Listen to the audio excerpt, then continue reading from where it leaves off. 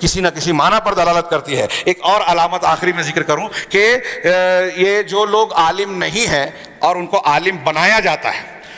ان کی ایک علامت یہ ہے کہ ان کے تعلق سے بڑے بڑے القاب اختیار کیے جاتے ہیں اور وہ اس پر راضی رہتے ہیں، فلاں علامہ، محدث، امام۔ ہاں ابھی دیکھیے امام حمید الدین فراہی کتابوں پہ جو ان کے ماننے والے ہیں، ہر شخص اپنے جماعت کے بزرگوں کو امام، علامہ، محدث، فلاں زمانے کا فلاں اور فلاں اور فلاں، ایک سطر میں جو ہے القاب لکھے جاتے ہیں۔ اس سلسلے میں تفصیل کا موقع نہیں ہے، مختصر یہ کہ امام شاطبی اور دوسرے لوگوں نے یہ کہا کہ یہ اہل بدعت کی ایک پہچان اور وتیرہ رہا ہے کہ جو لوگ غلط ہیں، جن کے پاس غلط منہج ہے، غلط فکر ہے، لوگ اور عوام اس کی طرف متاثر ہوں، اس کی طرف رجوع کریں، اس کے لیے ان کو بڑے بڑے القاب دیتے ہیں، تعریف کرتے ہیں۔ آج کی زبان میں جو میں نے ابھی کہا کہ فیس بک پر، واٹس ایپ پر، یوٹیوب پر جن کے لائک کرنے والے خوب زیادہ ہیں، ہمارا نوجوان اس کے پیچھے بھاگنے لگتا ہے۔ بہت نوجوان تو نوجوان، کچھ خواتین اور عورتیں بھی متاثر ہو جاتی ہیں کہ ان کو اتنے سننے والے ہیں۔ اب جن کو لانچ کرنا ہی ہے اہل بدعت کو گمراہ کرنے والوں کو، تو ان کے اپنے لوگ بھی، جیسے ہم جانتے ہیں فرقہ پرست تنظیمیں ہمارے یہاں، آج کی جو موجودہ حکومت ہے، یہ ایک فکر کو بیان کرتے ہیں اور ان کے اپنے جو بھکت ہیں وہ اس کو خوب لائک کرتے ہیں، اس کی تائید کرتے ہیں، پیش کرتے ہیں کہ دیکھو ملک کے اتنے لوگ اسے چاہتے ہیں۔ ایسے ہی مسلمانوں کو دھوکہ دینے کے لیے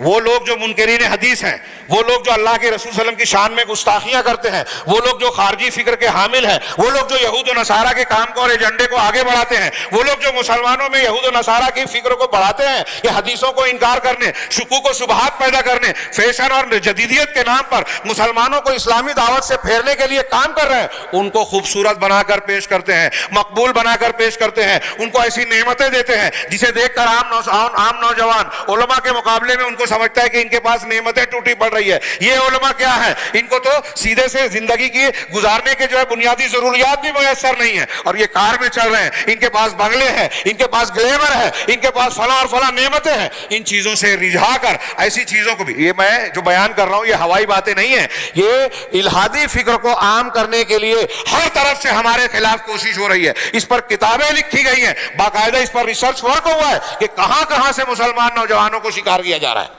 انہی میں سے ایک یہ طریقہ بھی ہے کہ ہمارے درمیان جو غلط فکر کے عناصر ہیں، علماء ہیں، یا علماء سے دور کرنے والے جو عناصر ہیں، منکرین حدیث فکر کے ٹیڑے لوگ، غلط منہج والے، ان کو جو ہے بڑے القاب سے پکارا جاتا ہے۔ سید قطب شہید، علامہ ابو العلا مودودی، امام حمید الدین فراہی، فلاں اور فلاں۔ میرے نام لینے سے کوئی برا نہ مانے، میرا مقصود کسی کی شخصیت کو مجروح کرنا نہیں ہے۔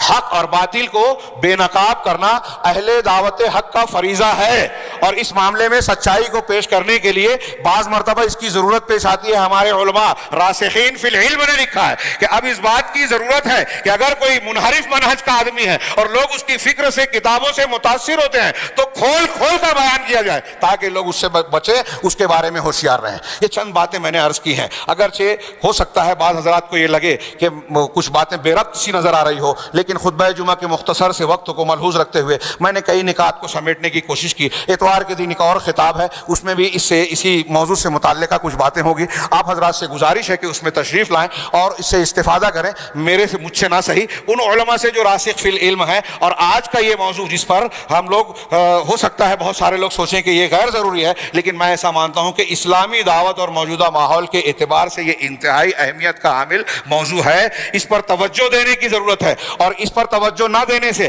آپ کے اپنے گھر میں آپ کا بیٹا باپ کی جب مخالفت کرتا ہے، نافرمانی کرتا ہے، باپ کی کوئی دینی رائے کے مقابلے میں اپنی چلاتا ہے، تو سمجھ جائیے کہ اس پر خارجیت کا، جمہوریت کا اثر ہے، اعجاب المرء بنفسہ، اور یہ آگے چل کے بڑے فتنے کی شکل اختیار کر سکتا ہے۔ اللہ تعالیٰ سے دعا ہے کہ وہ ہمیں صحیح دین اور دین کے صحیح طریقے کو، دعوت اسلامی اور دعوت اسلامی کے صحیح طریقے کو سمجھنے اور اس کو اپنی زندگی میں نافذ کرنے کی توفیق عطا فرمائے۔ اس سے متعلق ہماری جو بھی ذمہ داری ہے اپنے علم اور طاقت کے مطابق اسے ادا کرنے کی توفیق دے، صحیح دین کا ہمیں جو ہے خادم بنائے، اور اس کی برکت سے دنیا میں بھی فتنوں سے محفوظ رکھے، اور مرنے کے بعد فتنہ برزخ اور فتنہ آخرت سے بھی محفوظ رکھے۔ اقول قولی ھذا واستغفر اللہ لکم سائر المسلمین، وصلی اللہ علی نبینا محمد، بارک اللہ لنا ولکم فی القرآن المجید، ونفعنا وإیاکم بالآیات والذکر الحکیم، انہ تعالی جواد کریم ملک بر رؤوف رحیم۔